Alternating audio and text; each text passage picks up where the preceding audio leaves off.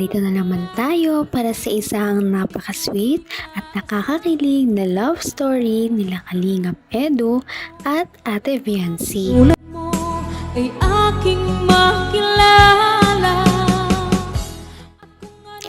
Para sa pagpapatuloy ng ating love story ay dumayo ang buong Kalingap team sa bahay nila Ate Viancy.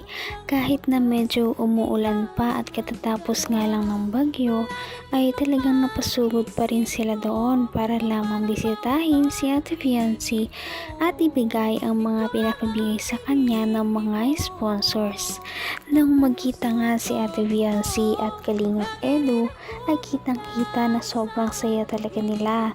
Kahit na medyo umuulan ay talagang nilabas ni Ate Viancy si Kalingap Edu para lamang ito ay payungan at hindi ito mabasa o magkasakit man lamang. Pagkatapos nito ay inaya na niya si Kalingap Edu na pumunta sa kanilang sala at maupo muna para sila ay makapag-usap muna. Kinaunan na. Kumusta dito? Na, baha o. Lagi Kaya din ako talaga. sabi daw po may ano daw pong bagyo. First time ko nakita ng magkaganyan dito. May hindi ka pinapasok. Anong ginagawa mo ngayon? Dito. Wala po. Hinihintay lang kami. Opo. Kasama ko po yung mga kaklase ko na andyan yung iba. Bakit? May ginagawa kayong project? Mamaya po. So, di naman ako nakabala. Hinintay ko man po talaga kayo. Ako? Ako? Opo. Ayun na ako. Hindi naman nakakaya sa kanila. Baka busy kayo eh. Sunod na araw na lang. Hindi naman po. Hindi naman. Mamaya po kami. Hanggang 7 to eh. Hanggang 7. At siyempre, pag birthday mo, busy ka na eh. Napag-usapan nga nila ang baha sa kanilang bahay dahil noong nakaraan ay nilipad ang kanilang bubong.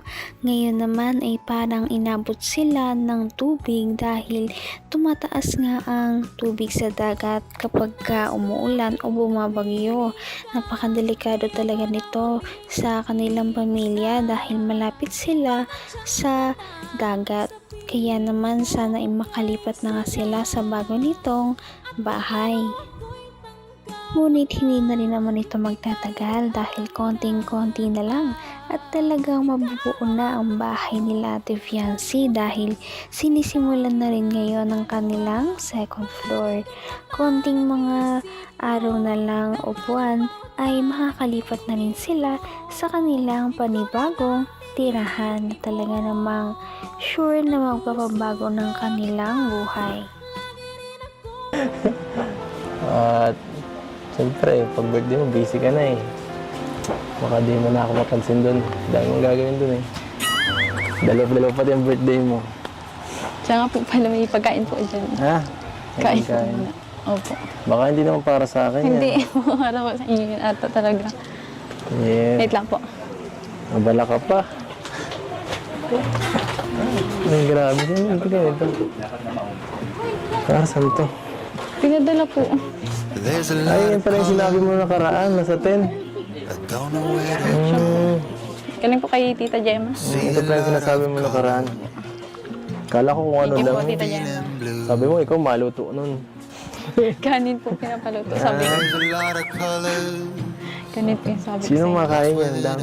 Kayo po. Ang dami naman yan. Baka para sa inyo yata yung pamilya eh. Hindi po. Napakamaasikaso talaga ni Ate Viancy dahil kahit ilang beses nang pupunta doon ng Kalingap team ay hindi pa rin talaga siya nagbabago. Talagang inaasikaso niya ang kanyang mga bisita para hindi ito magutom, mainitan at mapagod. Kaya naman nakakatawa dahil inalok ni Ate Viancy ng pagkain si Kalingap Edu dahil alam niya na sobrang napagod ito sa kanilang pag-i-scout. Kaya makikita natin na para talaga siyang girlfriend material para kay Kalingap Edu.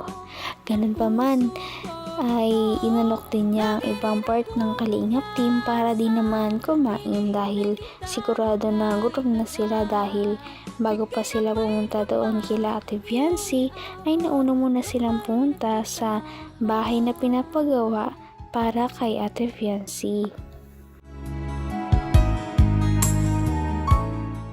Ito muna tayo. Kumusta naman kayo dito? Oh, Okay lang po. okay ka lang? Kaya po, kamusta? Wala naman, dati lang. Ito, busy sa ano mo. Sa birthday mo. Daming... Busy. busy naman talaga eh. Ano pong ginagawa niyo? Sasayaw. Sasaya. Sasayaw. Hindi mo napanood, no? Naghahanda namin yun. Pinaghahandaan ko pala. Bakit? Di ka naniniwala? Panoorin mo kaya. Sige pa, abangan ko yan. Oo, baka may eksena ka pa dun. Siya nga pala, ready na ba yung susuot mo? Yun po, tas Ito. Ang friend. Nakakatuwa naman dahil kahit matagal pa ang birthday ni Ate Viancy at hindi pa noong mismong araw na yon ay nagpadala sa kanya ang kanyang sponsor ng maraming pagkain. Nagpadala ito ng cake, spaghetti, pansit at iba pang mga handa para sa early celebration ng birthday ni Ate Viancy. Talagang mahal na mahal siya ng kanyang mga sponsors at mga supporters. Kahit na hindi pa niya birthday, kompleto na talaga ang gagastusin at ang kanyang mga gagamitin. Meron na nga din siyang gown at nakapag-photoshoot pa siya na kanyang gagamitin sa kanyang birthday.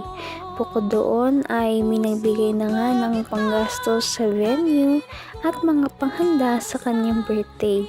Bukod pa rito ang mga pangregalo kay Ate Viancy. Iyo'y abot kamay. Oo, baka may eksena ka pa dun. Siya nga pala, ready na ba yung susuot mo? yun po, tas Ito. Ang prinsesa. kaya nga po eh. Prinsesa. Para sa isang prinsesa. Grabe. Para ka na magde-debut. Kaya nga po. Hindi ko na ma-imagine, lalo na pag 18 ka. Ano pa kaya? Wala na po. Yun na daw po yun. Yan na yun? Opo. Kung yan na yun, edi ibig sabihin 18 ka na ngayon. Edi okay ka na. Okay ka na. Okay ka na. Pwede ka nang mag-ano.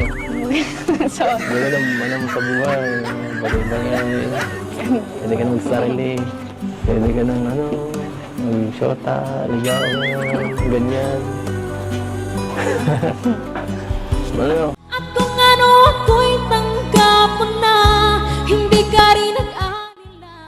Biniro pa nga ni Kalingap Edu si Ate Viancy dahil sinabi niya na 70 na daw siya sa kanyang darating na birthday. Konting-konti na lang ay mag-18 na rin daw siya. Baka pwede na. Pwede na maging sila o pwede na siyang maligaw kay Ate Viancy. Lahat nga naman talaga tayo ay naghihintay at nag-aabang na dumating ang araw na yon. Dahil alam naman natin na mutual na rin naman ang kanilang feelings para sa isa't isa.